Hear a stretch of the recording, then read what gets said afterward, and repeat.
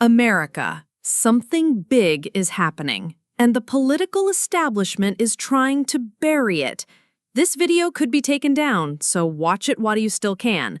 First, President Trump just locked in a historic $550 billion trade deal with Japan, one of the largest in U.S. history, bringing jobs, investment, and serious leverage back to American hands. Then he rolled out a bold new AI action plan to make sure the United States, not China, leads the future of artificial intelligence. But what's truly shocking? A leaked Intel clip just exposed explosive claims that Barack Obama and top intelligence officials tried to sabotage Trump's presidency with a fake Russia collusion narrative before he even took office. This is a must-watch. If you're not subscribed yet, smash that button now because we're passionate about uncovering the real story and we're here to bring it to you with fire every time. Let's do this. Friends, let's begin today with a monumental victory for the American people, a testament to President Trump's unmatched deal-making prowess.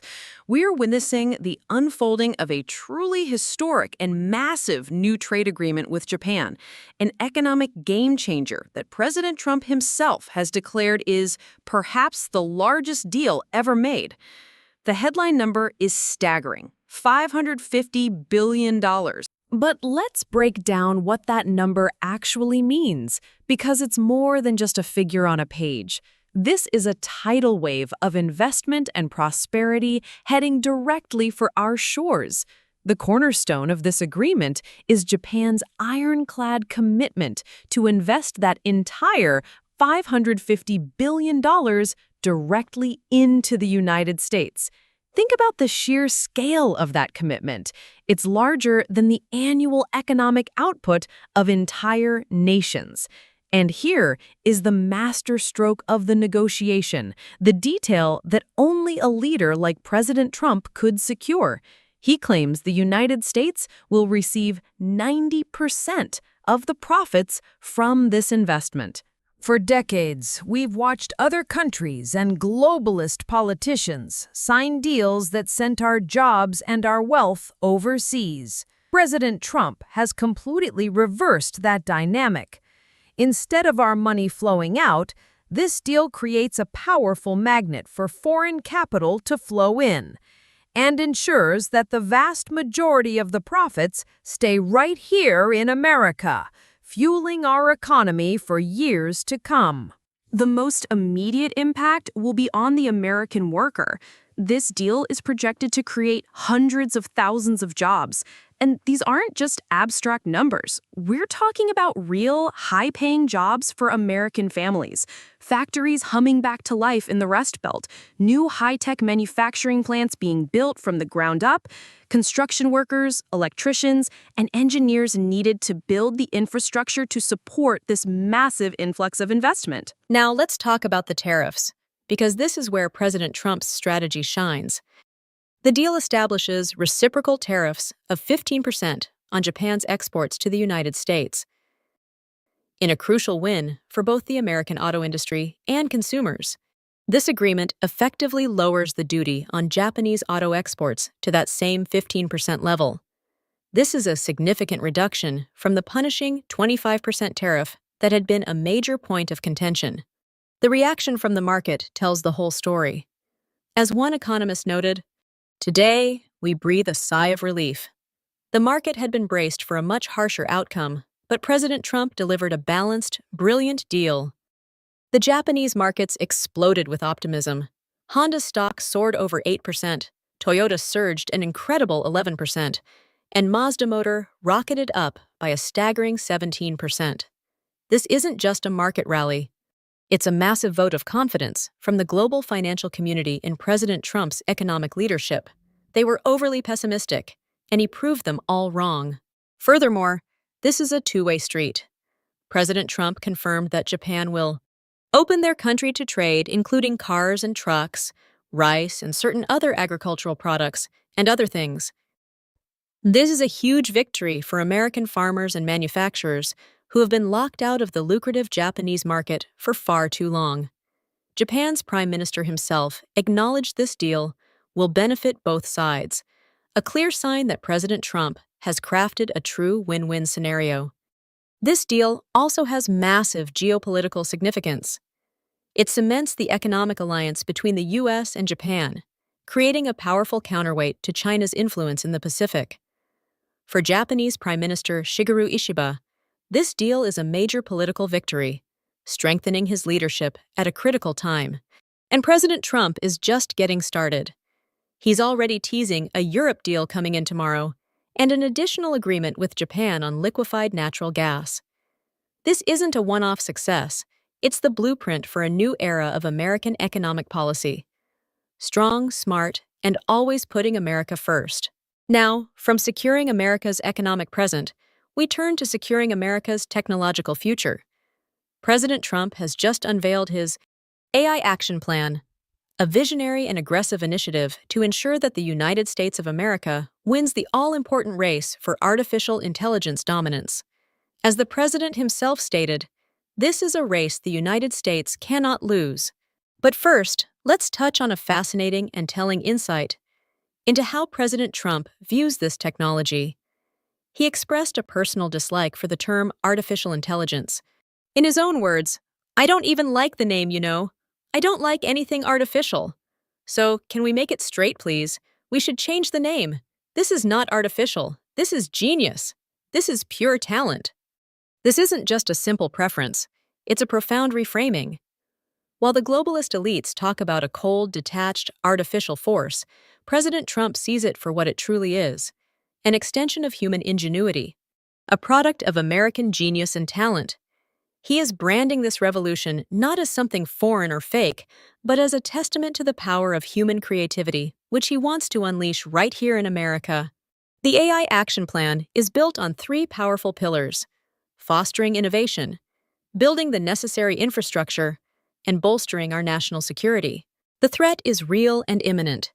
China has made big advancements and has even unveiled a humanoid robot.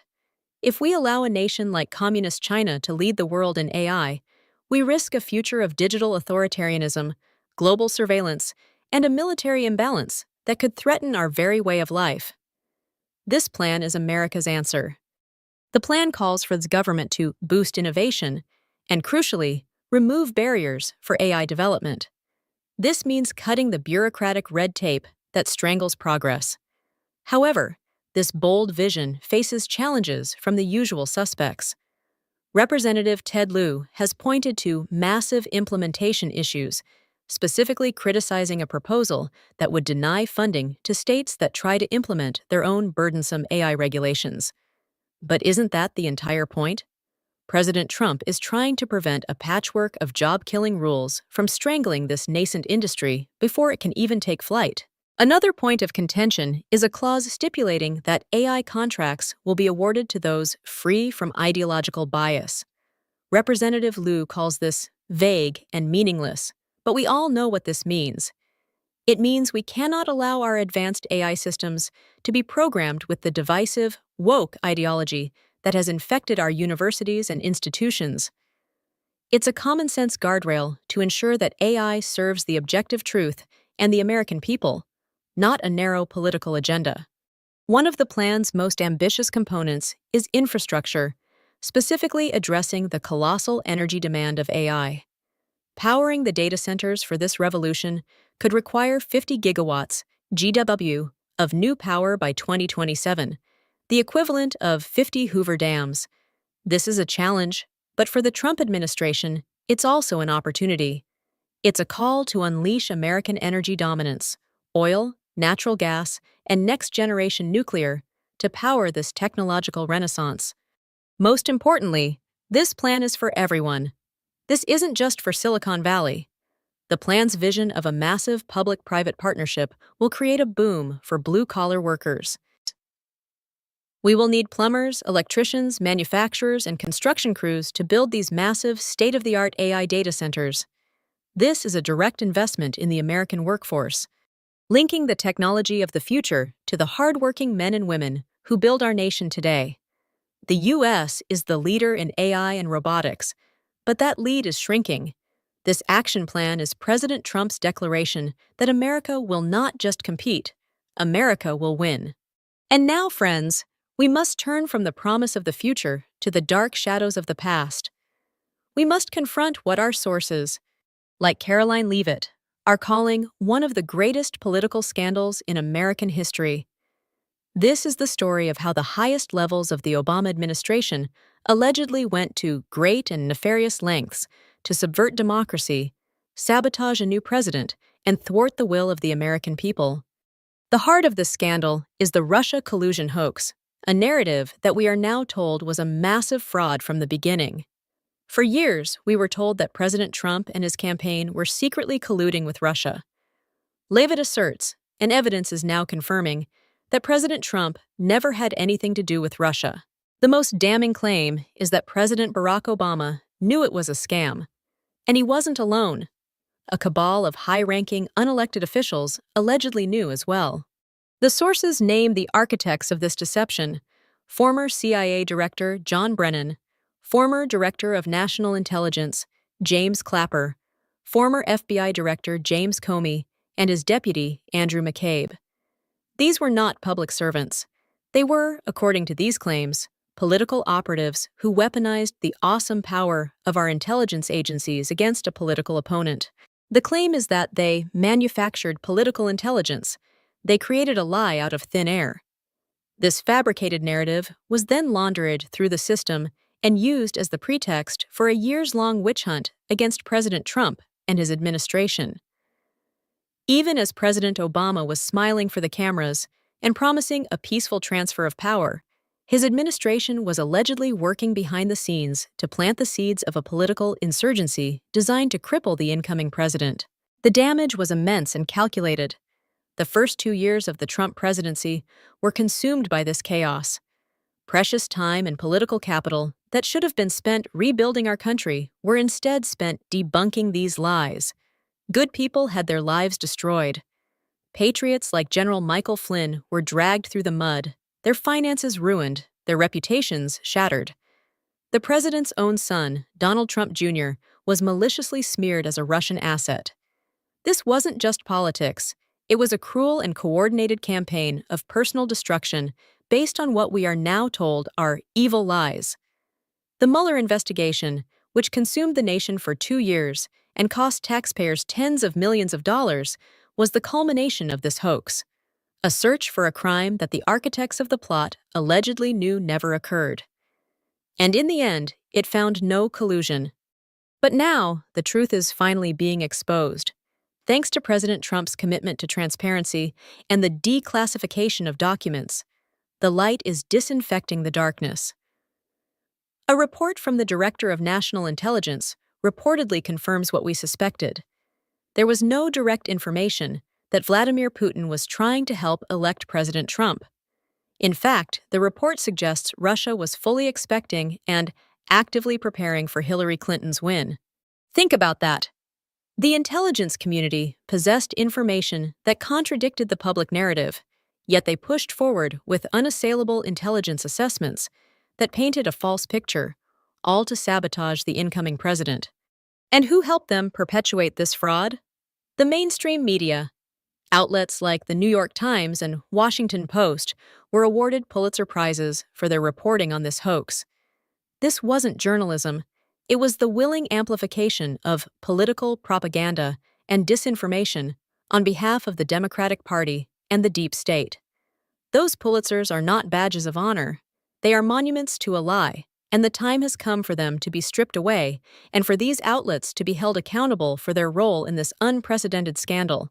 This was nothing less than an attempted coup, and the American people deserve the full truth.